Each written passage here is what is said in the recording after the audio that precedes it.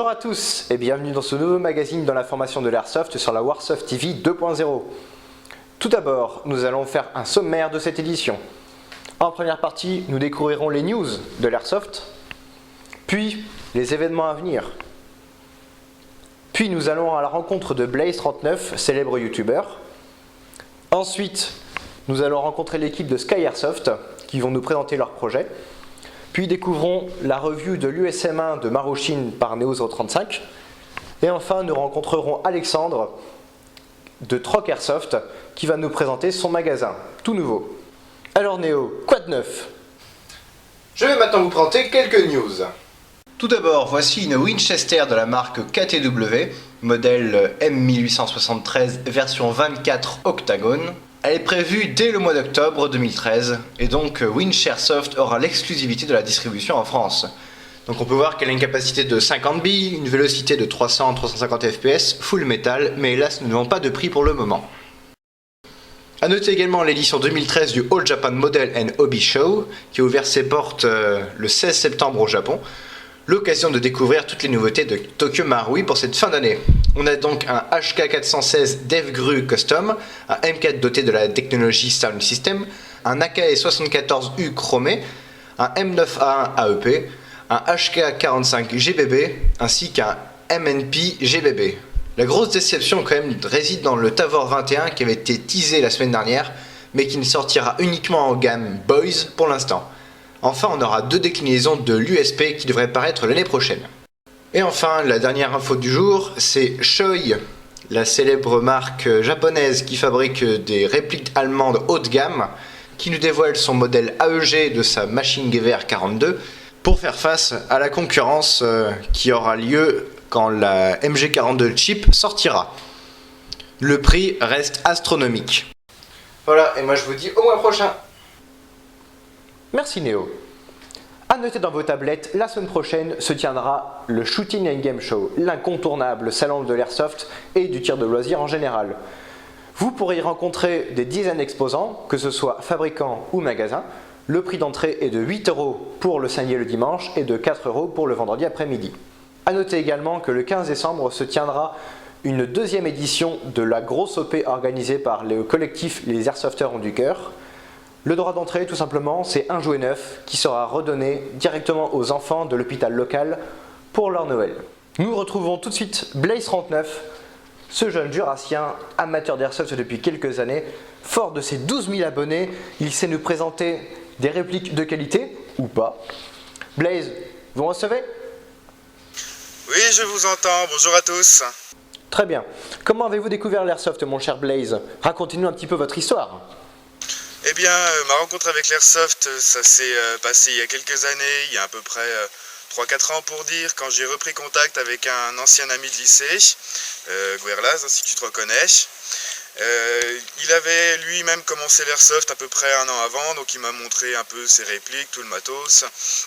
Sur le coup, j'ai accroché assez vite, donc j'ai commencé à investir, à tester, puis ça a été un peu le coup de foudre direct pour cette passion. Donc voilà comment ça a commencé. Quelle est votre vision actuelle de l'airsoft? Vous jouez souvent? Et si oui, au sein de quelle association? Eh bien, ma vision actuelle de l'airsoft, c'est vraiment le côté loisir, le côté défouloir que peut être ce sport. Oui, on peut dire un sport aussi, mais vraiment le côté loisir, le côté amical, le côté fair play qu'on rencontre. C'est vrai qu'on rencontre souvent des nouvelles personnes via d'autres teams. Et tout de suite, en général, on s'entend super bien, il y a tout de suite une entente qui se crée, c'est vraiment un côté très fair play, très amical, c'est vraiment ce côté-là que j'adore. Et bah oui, j'essaie de jouer toujours assez souvent, on essaie de jouer en moyenne un week-end sur 2 pour laisser la place aussi à la vie privée. Et au niveau association, je fais partie de l'association Task Force, donc une association dans le Jura, qui s'occupe de regrouper plusieurs teams, et ma team en particulier, c'est les Skull Troopers que j'ai créé avec Guerlaz. Comment votre entourage réagit-il à votre passion? Est-ce difficile de pouvoir être à la fois présent sur le terrain et également sur YouTube? Eh bien, mon entourage, mes amis, ça va, vu que la plupart de mes amis font de l'airsoft avec moi, donc à ce niveau-là, il n'y a pas de souci. Après, au niveau de la famille, c'est un petit peu plus difficile. Les gens réagissent toujours assez mal quand ils voient le matos qu'on utilise. Pour eux, ça y est, on joue à la guerre, on se tire dessus, c'est tout des armes. J'essaie toujours de faire changer un peu les choses pour dire que non, ce ne sont pas des armes et qu'on est là vraiment dans un but pour s'amuser plutôt que de se foutre des billes dans la tronche. Mais c'est vrai que la famille a un petit peu du mal avec ça. Quel a été votre meilleur souvenir en airsoft? Quelle a été votre plus belle action? Eh bien, je vais répondre aux deux questions en une seule réponse. Ça a été il y a quelques mois en Lorraine à l'OP DMZ3, une super OP, il y avait plus de 500 joueurs, c'était génial. On avait rejoint un groupe de notre camp qui avait pour mission d'engager les factions ennemies afin de récupérer certains joueurs qui avaient... En fait, on avait une liste de numéros que portaient les joueurs, de numéros ennemis, et on devait engager les factions ennemies, trouver les joueurs portant ces numéros et les ramener au camp pour avoir plus de points.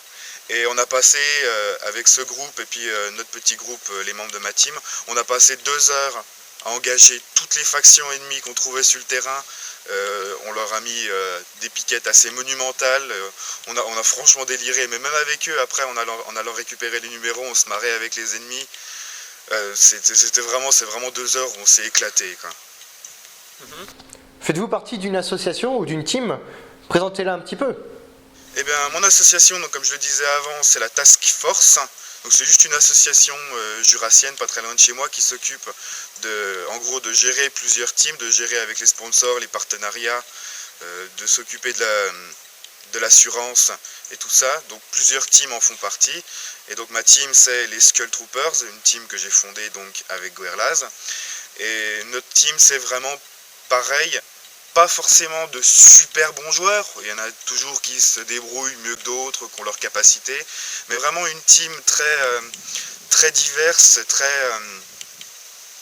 très mélangée, avec chacun un style de jeu différent, chacun une personnalité différente, mais vraiment des gens avec qui on s'entend super bien. C'est d'ailleurs l'un des critères de recrutement dans la team.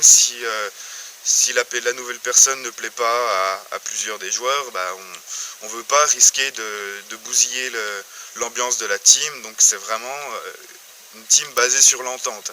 Après, s'il y a une bonne entente, la qualité de jeu suivra. Quel est votre plus gros fantasme d'airsofter?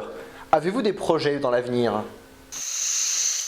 Plus gros fantasme d'airsofter, je vais parler déjà pour la communauté, ce serait que l'airsoft soit enfin reconnu comme un sport, comme une activité à part entière, aussi bien que le paintball, qu'on puisse avoir des vrais droits au niveau de l'airsoft, pouvoir créer des compétitions, vraiment qu'au même titre que le foot, le basket ou que n'importe quelle activité, qu'on puisse être reconnu en tant que sport. Et mon fantasme au niveau personnel, ce serait sur une réplique, ce serait un AK-47 avec le même système que les Systema. Gros, une Systema sous forme AK-47, alors là... Et sinon, est-ce que j'ai des projets, bah, essayer de bouger un peu plus souvent, de bouger un peu en France et même des fois dans d'autres pays, aller rencontrer d'autres teams, aller faire des grosses OP, des fois un peu plus loin que nos frontières, aller faire des événements comme on va faire cette année, le Shooting Game Show, pouvoir vraiment bouger un peu plus grâce à ma chaîne et puis aller rencontrer d'autres personnes, aller rencontrer mes abonnés, vraiment tout ça. Puis au niveau des vidéos, commencer bientôt des vidéos un peu spéciales, genre des courts-métrages. On va essayer de faire des trucs un peu stylés, toujours basés sur l'airsoft, et puis on verra bien ce que ça donne. Vous êtes en possession de quelle réplique? Et quelle est votre préférée? Les répliques que je possède, eh ben, il y en a déjà une liste assez imposante. On va commencer par tout ce qui est réplique de points. Donc j'ai un Taurus PT247 à CO2, donc non blowback, full plastique. Première réplique de points. Ensuite j'ai un Colt 1911 KWC à CO2, j'ai un Colt 1911 Tercel à gaz. Pour les répliques longues, j'ai un fusil à pompe INK. J'ai deux AK-47, une Sima tactique et une GG simple. J'ai une M14 Sima, j'ai un sniper, un fusil de sniper Well MB03 et une M4 que j'ai modifiée pour le CQB. Et il me semble que j'ai fait le tour, ça devrait être bon, il me semble. Donc voilà. Et laquelle je préfère, je peux pas en sélectionner juste une, donc les deux que je préfère ce sera le 1911 KWC ACO2 et l'AK-47 GEG, en plus qui est un EBBR, donc un Electric Blowback Rifle. Et enfin, pour finir, la question déjantée du jour. Que pensez-vous de la pièce de monnaie qui est coincée dans le cul de Monica Bellucci? Eh bien, je pense qu'elle devrait la mettre sur internet pour s'acheter un pendentif en poil de mammouth. Merci mon cher Blaze pour cette participation à cette interview. Retrouvons maintenant l'équipe de Sky Airsoft. Bonjour à tous les deux. Alors, est-ce que vous pouvez nous raconter un petit peu votre histoire? Comment avez-vous découvert l'Airsoft? Qu'est-ce qui vous a motivé pour pratiquer cette passion? Et enfin, depuis quand en faites-vous? Bien, merci à vous Néo pour nous avoir accordé cette interview. Je m'appelle Sylvain, mon pseudo dans l'Airsoft c'est Captain Sky. Je suis steward ferroviaire sur les TGV Lyria, comme Yannick qui travaille avec moi dans la même société. Comment j'ai découvert l'Airsoft? C'était en 2010. J'ai tout simplement été invité sur une partie par la No Company dans le 77, que je salue au passage. C'est un membre qui m'a invité et tout de suite, comme la plupart de nous tous airsofters, quand on est invité, ça fait tilt, coup de passion tout de suite. Voilà. Ce qui me motive dans l'airsoft, c'est d'abord la rencontre avec les gens. C'est d'abord une activité de rencontre, je trouve. Et puis surtout l'aspect grandeur nature au niveau jeu de rôle, se retrouver avec des répliques, c'est un exutoire qui est formidable. Donc bonjour Néo, merci pour l'interview. Donc voilà, effectivement, donc moi c'est Yannick. Comme l'a dit Sylvain, on travaille ensemble. Et donc l'airsoft, j'en fais depuis quelques mois via en fait par l'intermédiaire de Sylvain qui m'a fait découvrir cette discipline. Que franchement j'ai accroché effectivement dès le départ, la motivation, c'est le fait de jouer en extérieur, en équipe, et voilà, c'est un vrai exutoire, ça permet bien de se dépenser en plus, donc j'aime beaucoup. Est-ce que vous pratiquez souvent? Si oui, à quelle fréquence? Non, malheureusement, pour ma part, je pratique pas souvent parce que je suis père de famille et donc j'ai beaucoup de responsabilités. On va dire qu'en moyenne, je suis à une partie tous les 2 mois, et encore. Pour ma part, c'est la même chose. C'est vrai que les contraintes professionnelles et personnelles sont réelles, donc là, il faut trouver du temps pour jouer. Et vu qu'on travaille en décalé, on bosse souvent le week-end, donc il faut trouver des associations, des équipes qui jouent en semaine, et malheureusement, il n'y en a pas beaucoup. D'où effectivement la fréquence de jeu qui est assez espacée. Est-ce que vous faites partie d'une association? Et si oui, laquelle? Non, je fais pas partie d'une association, je suis complètement freelance. Alors moi je suis débutant, donc je connais pas encore grand monde, donc j'ai pas encore choisi l'association qui aura la chance de me compter parmi ses membres. Quel a été votre meilleur souvenir en airsoft? Et votre pire? Meilleur souvenir d'airsoft, certainement lorsque j'ai organisé mes parties pour mon comité d'entreprise, où Yannick était présent évidemment, travaillant dans la même société. C'est le fait de faire découvrir l'airsoft, notre discipline, à d'autres personnes tout simplement, et puis leur faire passer une bonne journée, quoi, que tout le monde s'éclate. Le pire souvenir, c'est un peu dur parce que j'ai pas vraiment de pire souvenir. Bon, pour jouer le jeu, oui, on s'est tous retrouvés dans une situation, on arrive le matin pour une partie d'airsoft, 90% des gens ont annulé, on se retrouve à 3 Pékin pour jouer. Bon voilà, là on passe pour un con, quoi. Pour ma part, le meilleur souvenir d'airsoft, c'est vrai que les parties qu'il a organisées avec le CE étaient vraiment bien. Le fait de pouvoir rencontrer les collègues en dehors du travail, tout ça, c'était vraiment... franchement, c'était vraiment bien. Et même les collègues qui ont joué, qui ont participé à la journée, ont vraiment apprécié. D'où en fait la suivante qu'il a organisée. Et après, le pire, je dirais que c'était la dernière partie où en fin de journée, il a commencé à pleuvoir. Et on s'est retrouvé avec ça debout dans les tranchées. Donc effectivement, c'était pas l'idéal. Vous avez un projet qui s'appelle Sky Airsoft. Pouvez-vous nous en parler?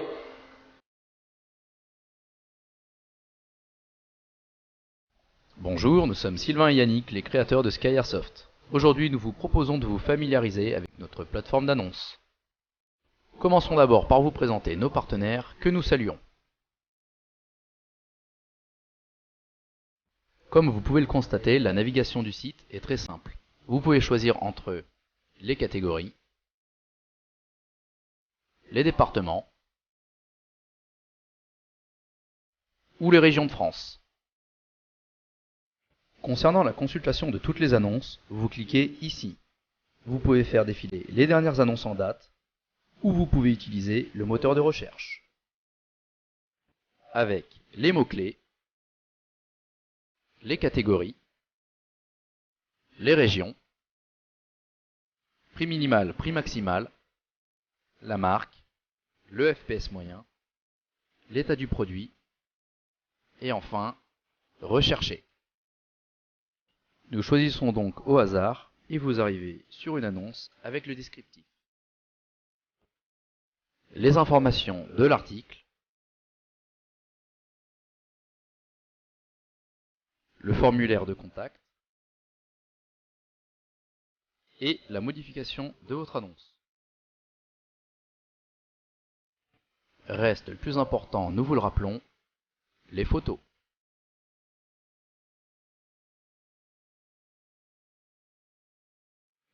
Pour déposer une annonce, 2 clics suffisent. Premier clic,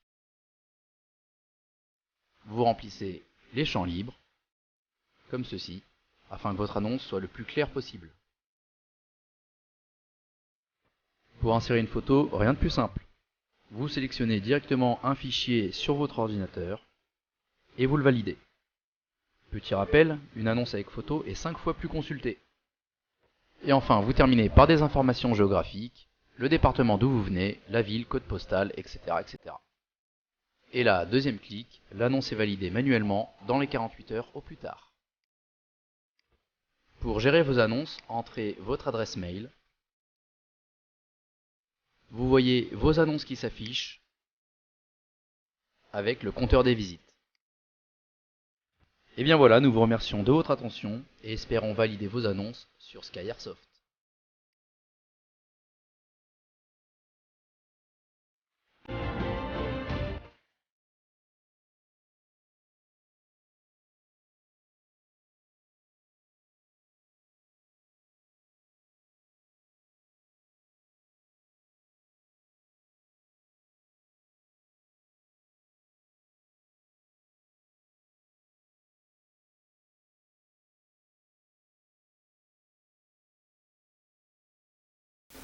Avez-vous des partenaires? Faites partager. Oui, on commence à avoir des partenaires. Donc d'ailleurs, on a une liste là. Je pense notamment à Héritage Airsoft qui est basé dans le 92, qui est notamment l'une des plus belles boutiques de France. Hein. Power Gun, basé à Morigny-Champigny dans le sud de l'Essonne, qui est une très belle boutique aussi et qui dispose de 2 terrains, un CQB et un terrain naturel. Je pense aussi à des gens comme Aérographe Fokker, qui est spécialiste de custom sur réplique. Voilà, et puis après on a Wild Trigger, qui est un organisateur de parties en Ile-de-France et puis qui commence aussi un petit peu à s'étendre partout. On a Universoft, qui est un spécialiste de pièces détachées, Impact Airsoft, la nouvelle web radio, etc., etc. Quels sont vos projets futurs pour Sky Airsoft?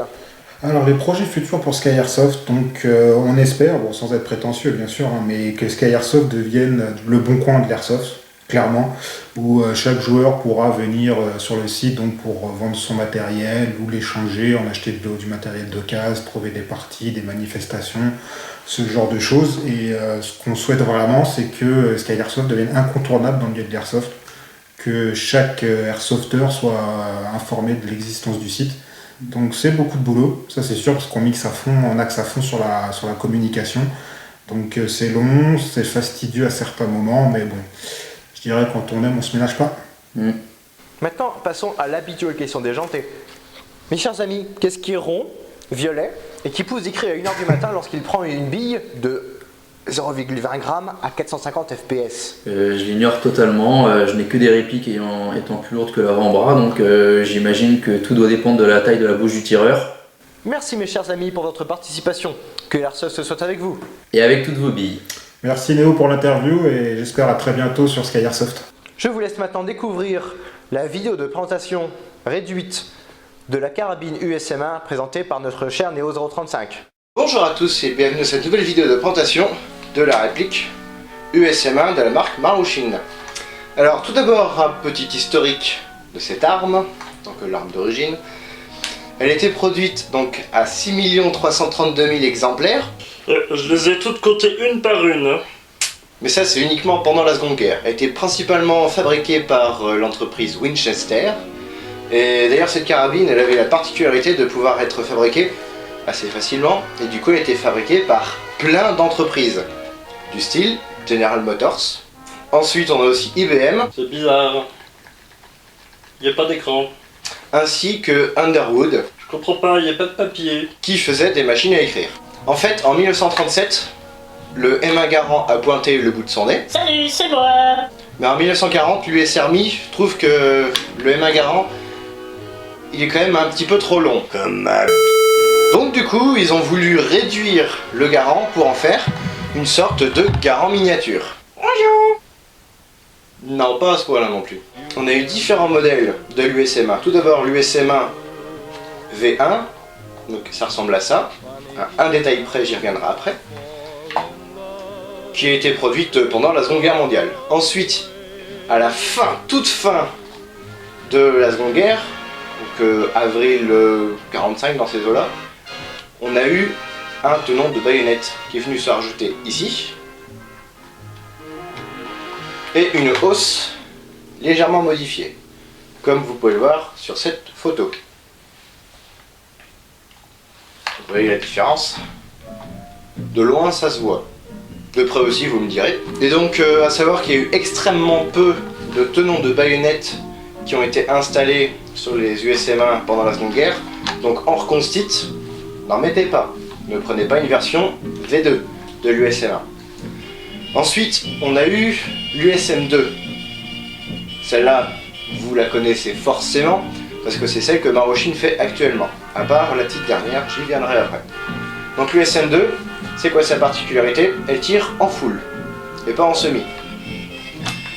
Elle a aussi un chargeur à 30 balles, chargeur dit chargeur banane, et donc elle a un petit sélecteur de tir sur le côté. Il y a eu des kits qui ont existé en 1945 pour pouvoir convertir une USM1 en USM2. Et puis ensuite, bien après la Seconde Guerre, on a eu une USM3, donc c'est l'USM2 avec chargeur banane, avec un kit infrarouge du même type que pour les systèmes Vampire pour le STG-44. On a eu aussi une version spécifique parachutiste, comme ça. C'est la USM1 A1, celle-là c'est de la marque Donix. On a eu également une USM2 A1, ou quoi, mais une USM1 V2 A1, enfin bref, ils ont repris le même système de crosse repliable qui était bien pratique pour pouvoir faire ça dans une housse que les paras pouvaient mettre au ceinturon. Mais à noter au niveau de la culasse, ici on peut remarquer qu'elle est plate, ici elle est bombée. Oui, bombée parce que c'est l'USM1 V2. Alors que celle-ci c'est l'USM1 V1. Venons-en maintenant à la version Airsoft de cette carabine. Donc la version Airsoft elle est fabriquée uniquement par Marushin pour le moment. Une version King Arms de la version Para qui est en cours de préparation. Je n'ai pas plus d'infos à vous donner pour le moment, hélas. Donc à l'origine était le bois. Non c'est pas ça. Le bois d'origine c'était celui-là. Qui est pas mal, faut dire. À part que c'est du bois de cagette. Assez fragile, qui marque très facilement. Premier inconvénient, le garde-main supérieur, c'est un deuxième modèle, c'est-à-dire qu'il y avait 4 trous. 1, 2, 3, 4. J'en ai bouché 2, parce qu'au début je suis parti sur ce bois-là.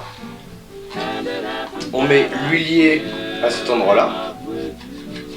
L'huilier c'est pour nettoyer, hein, comme son nom l'indique. C'est ça qui fait maintenir la sangle dans la crosse. C'est l'huilier tout simplement. Donc il y a quand même pas mal de modifications à faire pour la rendre seconde guerre, qui coûte quand même pas mal, il faut le dire. Tout d'abord, dégager le tenon de baïonnette. Sauf que pour ça, il faut racheter une grenadière premier type, comme on peut le voir ici. Ça coûte 20 €. Voilà. Deuxième modification à faire, changer la hausse pour une hausse comme ça, qui est réglable uniquement, en fait qui n'est pas réglable, c'est une hausse rabattable. Hein. Encore ça, c'est une grenadière originale, c'est compatible avec la réplique, sans trop de problème.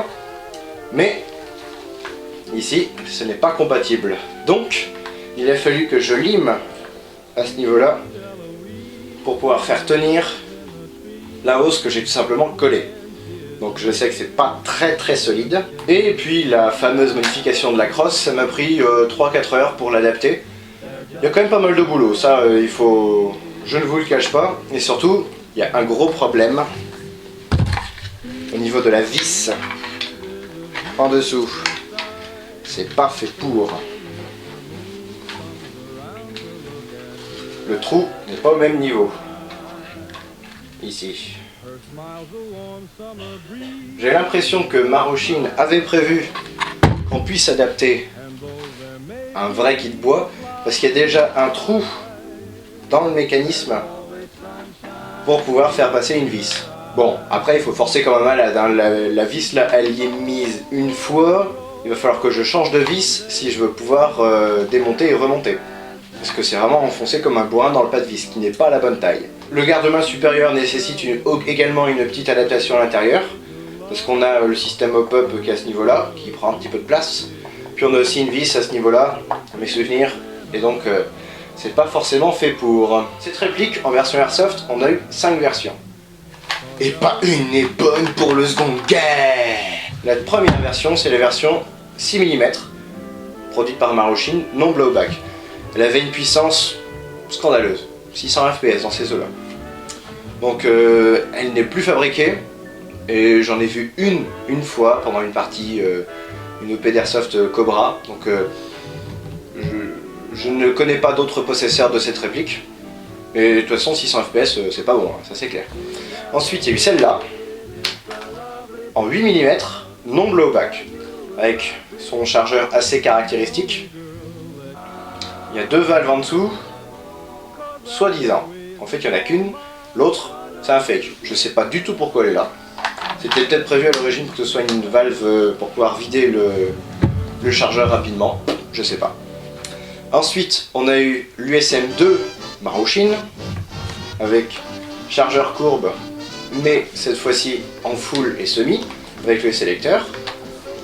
On a eu une USM main Marushin, c'était l'USM 2 sans sélecteur, mais toujours chargeur courbe.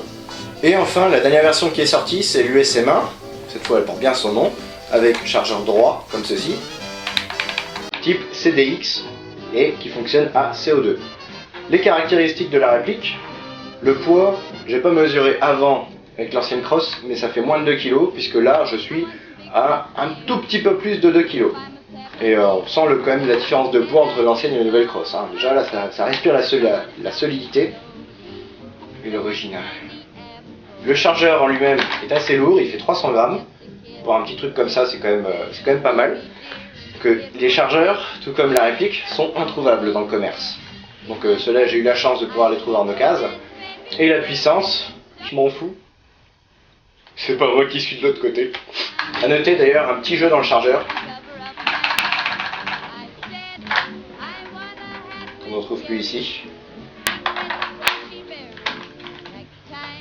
Le hop-up se situe dans un tout petit recoin qu'on a là-dedans. Même si les chargeurs originaux ressemblent beaucoup aux chargeurs Marushin, ils ne sont pas compatibles.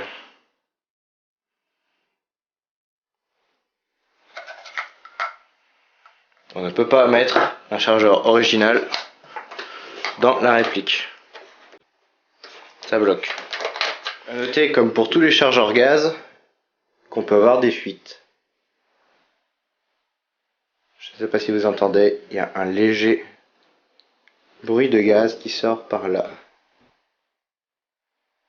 Donc ici, la valve, facilement démontable par les 4 vis. La vraie valve, la fausse. La planchette élévatrice, avec le ressort qui est super mou. Et tout est en métal. Et donc le bouton d'éjection du chargeur il est là, et la sécurité qui est un petit peu difficile à manipuler. Voilà, elle est là, sécurité mécanique, ça bloque la détente. Et là, ça décoince. J'espère que cette vidéo de présentation de réplique vous aura plu. Retrouvons maintenant Néo 035 qui est en déplacement chez Troc Airsoft. Néo, vous me recevez ? Oui Néo, je vous reçois bien. Donc je suis actuellement avec l'équipe de Troc Airsoft. Donc je vous présente Alexandre et Rémi. Messieurs, pouvez-vous nous présenter un petit peu votre vie d'airsofter, depuis combien de temps vous en faites, etc. Vas-y Alexandre. Bonjour Néo, bonjour à Warsoft TV. Moi personnellement ça va faire 2 ans que je suis dans l'airsoft.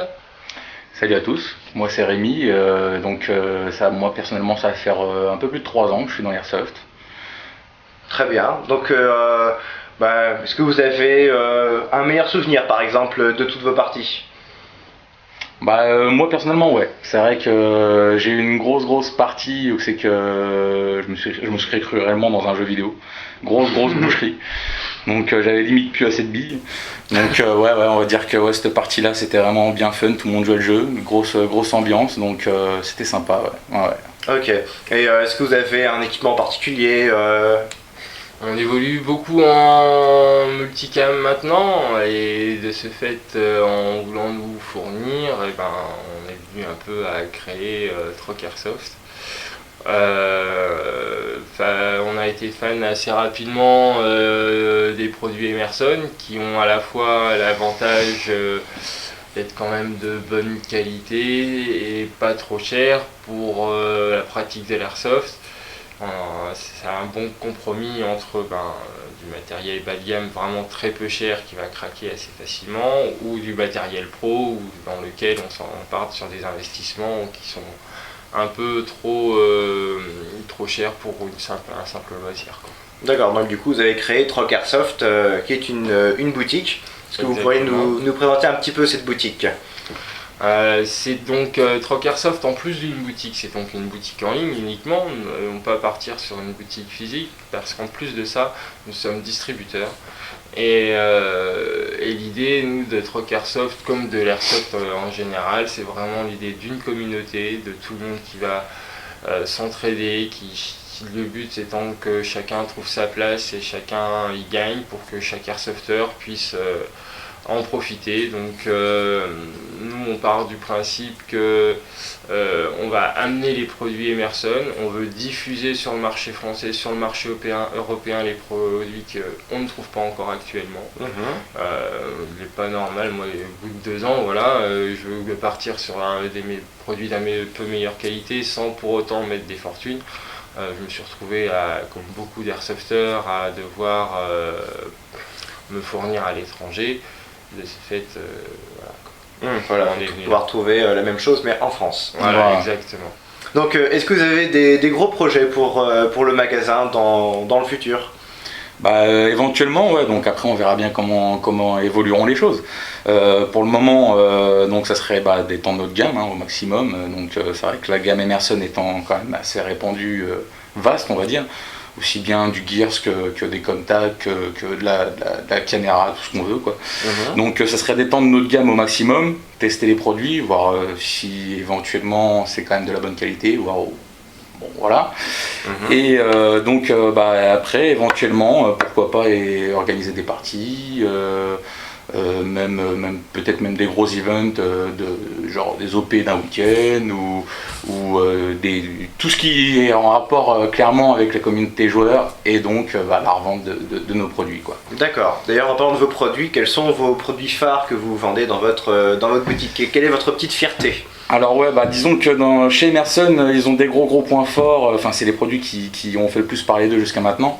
Donc c'est tout ce qui est casque, les fast jump, donc avec visière intégrée, qui sont pas mal du tout, pour le prix en tout cas.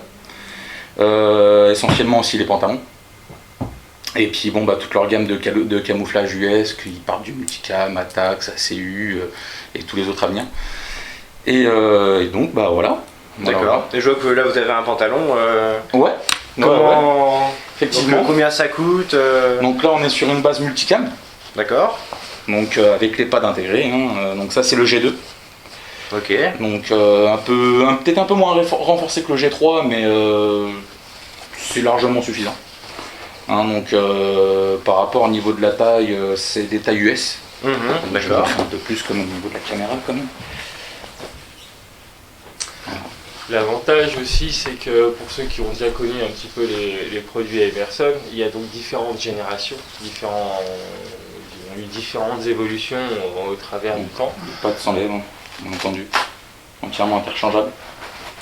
Et donc certains pantalons Emerson qui ont pu être trouvés dernièrement vont être sur un tissu qui est beaucoup plus épais, beaucoup plus rêche, beaucoup plus abrasif. Il faut savoir que Emerson, sur les G2 et G3 que nous vendons, ont changé leur tissu. On est maintenant sur un tissu qui est téflonné, un tissu qui est imperméable, un tissu qui est résistant. D'accord.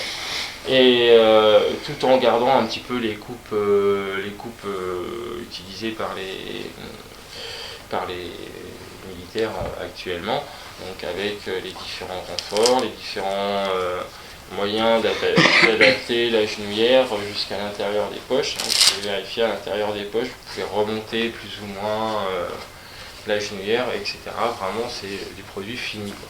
D'accord. Donc on n'a pas parlé de niveau aussi non plus, mais c'est du ripstop. Donc on peut se prendre dans de la ronce ou quoi que ce soit avant que ça craque. C'est fait pour, ouais. Voilà, on a le temps de voir venir.